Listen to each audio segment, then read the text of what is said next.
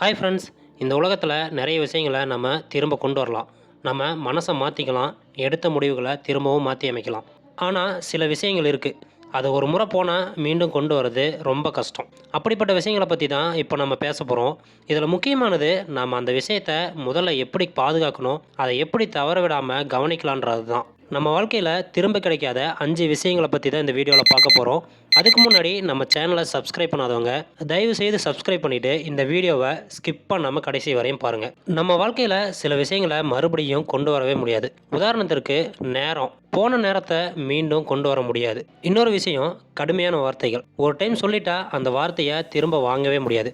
அதுலேயும் ஒருத்தர் மிஸ் பண்ண வாய்ப்பு, ஒரு டைம் விட்டுட்டா அது திரும்ப வரவே வராது. அடுத்தது நம்பிக்கை.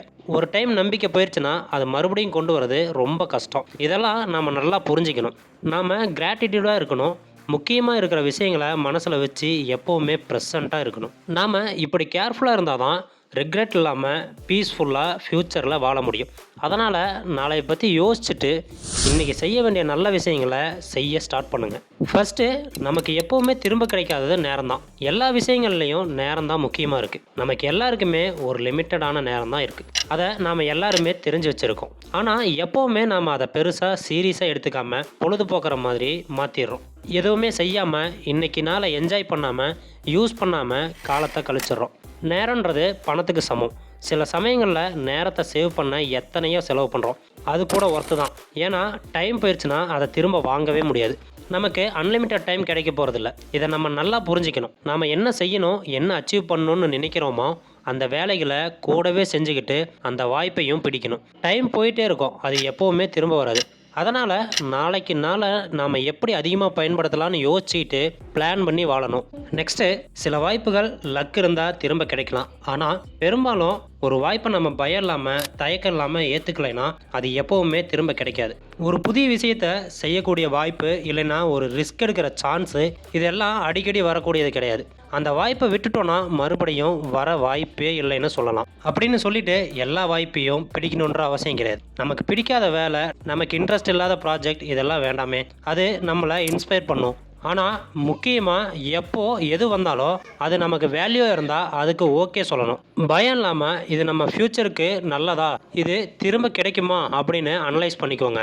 என்ன சொல்கிறேன்னா, வாய்ப்பு வந்தால் அந்த முக்கியத்துவத்தை புரிஞ்சு தேவை இருந்தால் உடனே பிடிங்க.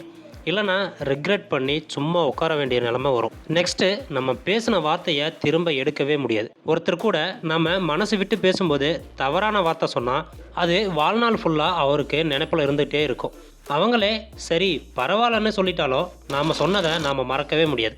அது நமக்கு அடித்த புண்ணு மாதிரி நடுவில் ஒட்டிகிட்டே இருக்கும். அதான் சொல்கிறேன், கோபமாக இருக்கும்போது நம்ம நிறையா தப்பாக பேசுகிறோம். அந்த நேரத்தில் சில வார்த்தைகள் எல்லாமே குத்தி காட்டுறது போலவே இருக்கும். சொன்னதுக்கப்புறம் அந்த நபரோட மனசில் சந்தேகம் வரலாம், இவன் இப்படி தான் நினைக்கிறான் நான். அப்படி சொன்னதுக்கப்புறம் நாம தான் அசிங்கமும் குற்ற உணர்ச்சியும் வேதனையும் சந்திக்க வேண்டியிருக்கும். அவங்களையும் பாதிக்கும், நம்மளையும் பாதிக்கும். அதனால தான் சொல்கிறேன், நம்ம வார்த்தையை ரொம்ப கவனமாக பயன்படுத்தணும். எப்போ கோபமாக இருக்கோமோ அந்த நேரம் ரொம்ப முக்கியம். நம்ம சொல்லக்கூடிய ஒவ்வொரு வார்த்தையும் நிதானமாக யோசித்து தான் சொல்லணும். அப்படி தான் நம்மளோட உறவுகளையும் நம்மளோட மனசையும் காப்பாற்ற முடியும். நெக்ஸ்ட்டு, நம்பிக்கையை ஒருத்தர்கிட்ட கொண்டு வரணுன்னா ரொம்ப நேரம் பிடிக்கும். ஆனால் அதை உடைக்க 2 நிமிஷம் போதும். ஒரே ஒரு கசப்பான வார்த்தை இல்லை ஒரு தவறான செயல் நம்ம மேலே இருக்கிற நம்பிக்கையை குறைச்சிரும். அப்போ அவங்க நம்மளை எப்படி பார்ப்பாங்க, என்னெல்லாம் நம்மளோட பகிர்ந்துக்கிறாங்கன்னு எல்லாமே அதில் தான் இருக்குது. அதனால் நம்ம ஒவ்வொரு செயலையும், நம்ம ஒவ்வொரு வார்த்தையும் அந்த நம்பிக்கையில் பெரிய பங்கு வகிக்கும். ஒரு தடவை நம்பிக்கை உடைஞ்சு போச்சுன்னா அதை திரும்ப கொண்டு வந்தாலும் அது பழைய மாதிரி இருக்காது. ரிப்பேர் பண்ணாலும் அது எப்போவுமே கொஞ்சம் கலங்கி தான் இருக்கும். அதனால தான் ஒவ்வொரு உறவையும் ரொம்ப கவனமாக ஹேண்டில் பண்ணணும். நம்ம செயல் என்ன ரிசல்ட் கொடுக்கும்னு முதல்ல யோசிக்கணும். நம்பிக்கைன்ற ஒரு விஷயம் சும்மா எல்லாருக்குமே கொடுக்க முடியாது. யாராலையும் ஒரே நாளில் பில்ட் பண்ணவும் முடியாது. அது ரொம்ப கஷ்டப்பட்டு சம்பாதிக்க வேண்டிய ஒன்று.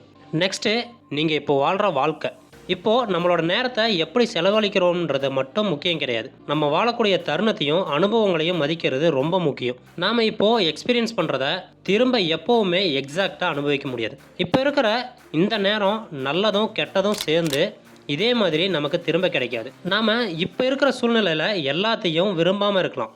நிறைய பேர் என்ன பண்ணுவாங்க தெரியுமா, இதுவும் கடந்து போகட்டும், அப்புறம் தான் நம்ம நல்லா என்ஜாய் பண்ணுவோன்னு காத்திருப்பாங்க. எல்லாமே முடிஞ்சாதான் வாழ்க்கை ஆரம்பிக்கும்னு ஃபீல் பண்ணுவாங்க.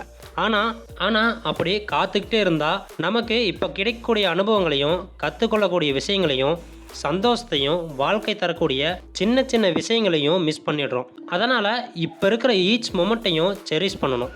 நாம் முழுசாக அந்த நேரத்தில் இன்வால்வ் ஆகணும். நாளைக்கு என்ன ஆகணும்னு நினைக்கிறது கரெக்டு தான், ஆனால் அதுக்காக இன்றைக்கி நாளை விட்டுறக்கூடாது. நாம் இப்போ இருக்கிற எக்ஸ்பீரியன்ஸை விட்டுட்டோன்னா அது எப்போவுமே திரும்ப வராது. இப்போது உங்களுக்கு ஒரு சின்ன சவால். இந்த வீடியோ பார்த்ததும் ஃபஸ்ட்டு ஸ்டெப் என்ன எடுக்க போகிறீங்கன்னு கமெண்டில் சொல்லுங்கள். நம்ம சேனலை சப்ஸ்கிரைப் பண்ணுங்கள், ஷேர் பண்ணுங்கள்.